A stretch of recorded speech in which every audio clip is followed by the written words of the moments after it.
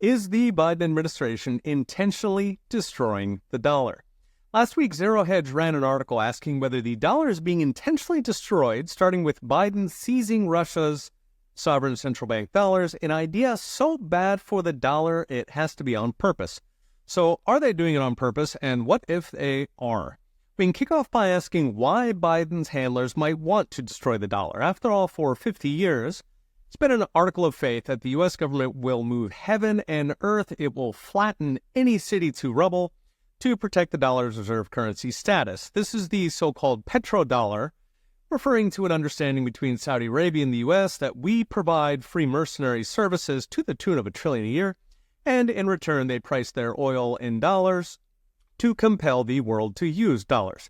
Copy and paste across 100 countries and voila, everybody uses the dollar for the low price of $1 trillion in U.S. military spending and, of course, several 100,000 dead American boys, as well as the occasional coup when somebody steps out of line and proposes, say, a gold-backed dinar. Thing is, under Biden, something clearly changed. So Russia's dollar, sure, but Biden advisors, including his chief economist Jared Bernstein, now famous for his incoherent understanding of bonds, have repeatedly called for a weaker dollar to, quote, dethrone King Dollar, as Bernstein wrote in the New York Times. So why would they do this? The simple reason is that a weak dollar allows more money printing. After all, if you put an extra $2 trillion a year to cover deficits and the other guy does not, then your currency will get weaker. There's too much of it floating around.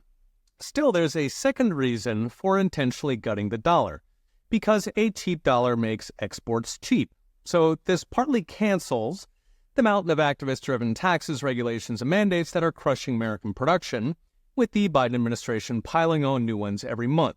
So I mentioned in a recent video how manufacturing regulations alone cost between $25,000 and $50,000 per worker, making it essentially impossible to make things in America and compete. Of course, they could repeal the tax hikes, regulations, diversity mandates, and global warming dictates, but that would drain government spending, and of course it would offend diversity environmental activists. So instead, just gut the dollar.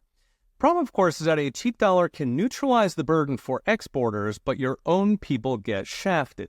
To illustrate, if you used to sell toasters for $20 and the government forced that up to $40, you can slash that back to $20 if you got the dollar.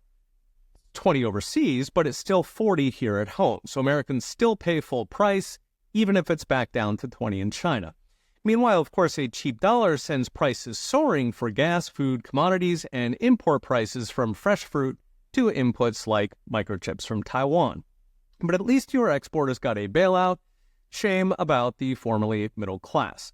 So what's next? Brought to you by Unchained.com. If the U.S. has, in fact, embarked on intentional de-dollarization, it will not be gutted overnight. After all, reserve currencies are shelter in the storm, and there are quite a lot of storms going on in the world at the moment. But we know what eventually comes, a potential 30% or greater devaluation of the dollar as spare dollars come flooding back to America. Foreigners are no longer holding them on ice. That would potentially drive 50% plus inflation, starting with food and gasoline. If that happens, it could be the worst disaster since the 1930s, with the clowns in Washington apparently cheering it on. Okay, we'll be watching. See you next time.